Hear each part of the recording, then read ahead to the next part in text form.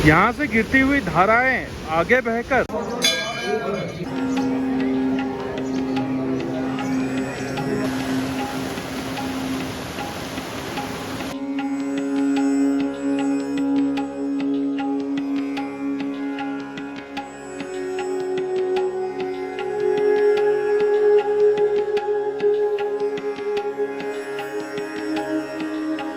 नमस्कार दोस्तों, स्वागत है आपका उत्तराखंड सफ़रनामा का और एक एपिसोड में। मेरा नाम है संदीप और आप देख रहे हैं वंडरलस्ट ऑन व्हील। तो आज हम लोग दर्शन करने जा रहे हैं अपना उत्तराखंड सफ़रनामा का दौरान तीसरा धाम, या फिर ये आखिरी धाम भी हो सकता है, जो कि है गंगोत्री। आखिरी धाम क्यों बोला? क्योंकि हम लोग यमुनोत्री धाम स्किप कर रहे हैं। स्किप इसलिए कर रहे हैं कि अगली बार के लिए कुछ छोड़ना भी ज़रूरी है। अगर कुछ जगह बच जाएगी ना, तब जाके हम वापस आने के लिए हमारे पास ठोस रीजन रहेगा। तो सामने है गंगोत्री धाम। इससे पहले वाला ब्लॉग जो मैं दिखाया था, वहाँ पर पीछे हम गाड़ी छोड़े थे, पीछे नहीं, वहाँ से नीचे कार पार्किंग में। और कार पार्किंग में गाड़ी छोड़ने के बाद मंदिर तक आपको पैदल आना पड़ेगा। पार्किंग से मंदिर का डिस्टेंस करीब 500 मीटर वहाँ पे बोर्ड बता रहा है।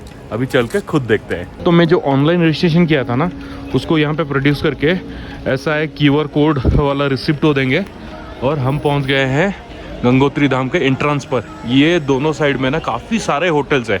हालांकि मैं कल इंक्वायरी किया था होटल्स के बारे में, ठीक ठाक रिजनेबल रेट प्राइसेस था, क्योंकि अभी यात्रा का सीजन खत्म होने को है। 1000 से लेके 2000-2500 तक था। पर हम दोनों कुछ ज़्यादा ही एडवेंचरस होते हुए डिसाइड किया कि कल एक रात के लिए तो गाड़ी में कैंपिंग करते हैं। ये ऐसे बहुत सारे होटल्स और पीछे शॉप्स वगैरह आपको मिल जाएगा जब आप मंदिर की ओर आगे बढ़ रहे होंगे। तो पानी का फ्लो देखिए, यहाँ पर भयंकर फ्लो है।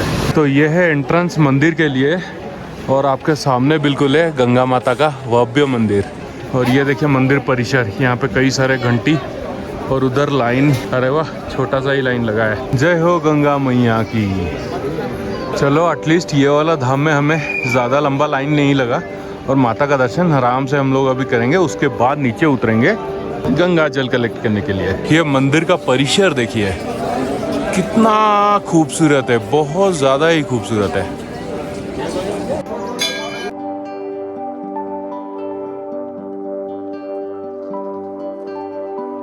इसके अंदर है प्राचीन अखंड धुना, माता का मंदिर के बिल्कुल सामने है और इनको द्वारपाल बताया जा रहा है। और ये घर के अंदर ना यज्ञ धुनी है, वहाँ देख पा रहे हैं यज्ञ धुनी। ये ध्वनि साल भर प्रज्वलित रहती है, साल के 12 महीने 365 दिन। और पंडित जी बता रहे थे जब से मंदिर बना है तब से ये ध्वनि आज तक नहीं बुझी है। गंगा मैया का उद्गमन वहाँ से, उस दिशा से होती है, गंगोत्री ग्लेशियर से। और यहाँ से गौमुख करीब 18 किलोमीटर का ट्रैक है।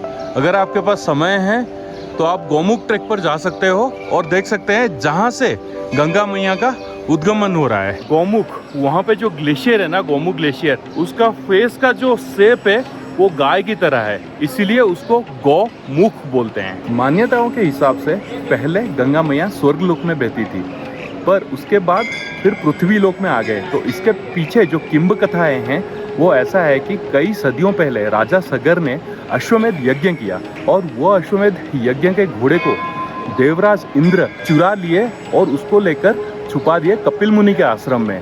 फिर राजा सगर के 60,000 पुत्र हुआ करते थे और वो पूरे के पूरे 60,000 पुत्र घोड़े को खोजने के लिए जाके पहुंचे कपिल मुनि के आश्रम में। तब ऋषि तपस्या में मुग्ध थे और घोड़े को उधर बंधे हुए देखकर वो 60,000 पुत्रों को लगा कि ऋषि ने ये घोड़ा चुराया है, जिसके वजह से वो ऋषि को अपशब्द बोलने लगे और उनका तपस्या भंग कर दिए। जिससे क्रोधित होकर ऋषि उनको श्राप दिए और भस्मीभूत कर दिए उसी जगह पर। अपने 60,000 बेटों के आत्माओं को मुक्त कराने के लिए राजा सगर ब्रह्मा जी के तपस्या में लीन हो गए।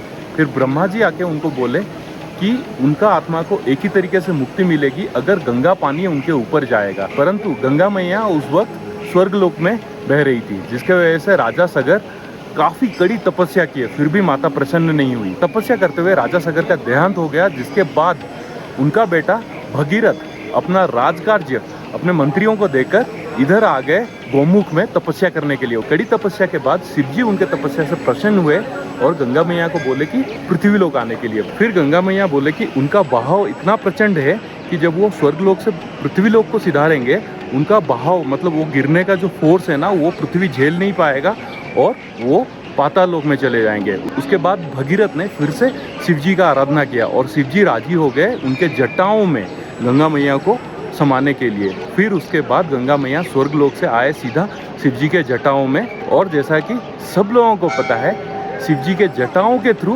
गंगा मैया गोमुख से बहती हुई पृथ्वी लोक को पवित्र बना दिए। फिर शिव जी के जटाओं से बहने के बाद भगीरथ ऋषि गंगा मैया को मार्गदर्शन किए, जहाँ पर उनके 60,000 पूर्वजों के भस्मीभूत शरीर धसे हुए थे। और जब गंगा मैया वो वाला एरिया के ऊपर बहने लगे, तब जाकर उनके 60,000 पूर्वजों को मुक्ति मिला। गंगा माता का दर्शन करने के बाद हम लोग जा रहे हैं अभी नदी की ओर।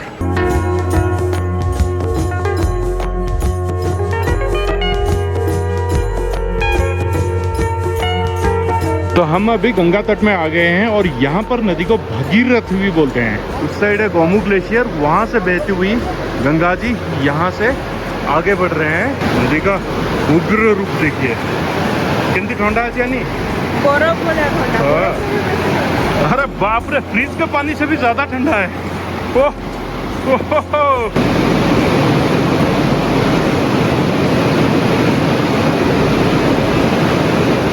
भाई हाथ पूरा खुला हो जा रहा है। ओह बहुत ठंडा।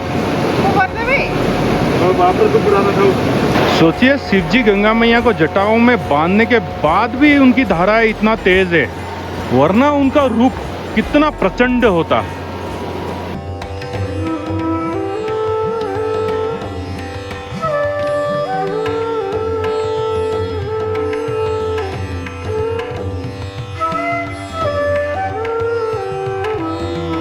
ये सामने वाला पर्वत न जाने क्यों मुझे कैलाश पर्वत की तरह दिख रहा है। भाई अद्भुत माया है भगवान का। ये वाला फोटो डिस्क्राइब करता है कपिल मुनि क्रोधित होकर सगर के 60,000 पुत्रों को जला दिए थे। ये भी एक गंगा मैया का किंवदंती है कि वो ऋषि, इनका नाम मुझे नहीं याद आ रहा है, वो गंगा मैया का सारा पानी को क्रोधित होकर पी लिए थे, क्योंकि गंगा मैया का स्रोत, उनका जो तपस्या है ना, उसको भंग किए थे। फिर बाद में भगीरथ जब उनसे गुहार लगाए तो कर्ण से, यहाँ कान से गंगा मैया दोबारा से प्रकट हो गई।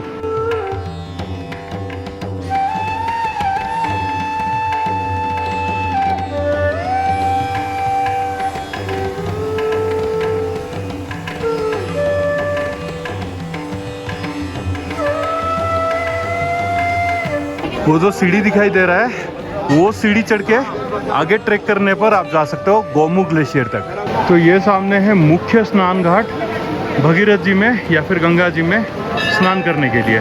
तो ये वाला स्थल पर भगीरथ ऋषि तपस्या किए थे गंगा मैया को धरती लोक में लाने के लिए।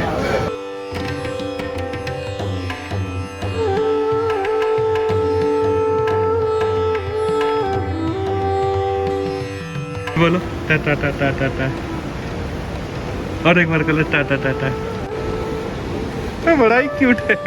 गंगा मैया का दर्शन करने के बाद अब ये पुलिया या फिर ब्रिज क्रॉस करके हम लोग ऐसे सीधे जा रहे हैं सूर्य कुंड और गौरी कुंड का दर्शन करने के लिए। इस साइड जाने से सूर्य कुंड, गौरी कुंड और पांडव गुफा आपको मिलेगा। तो बस कुछ 400-500 मीटर चलने के बाद हम आके पहुंच गए हैं सूर्य कुंड के समीप।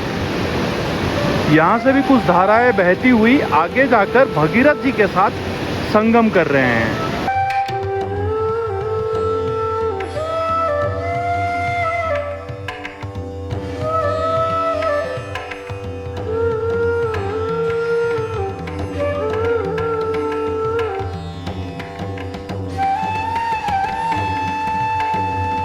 तो सूर्य कुंड के दर्शन करने के बाद आज का ब्लॉग एंड करने के लिए टाइम आ गया है। आशा करता हूँ ये पवित्र गंगोत्री धाम पर बनाया हुआ ब्लॉग आपको पसंद आया हो।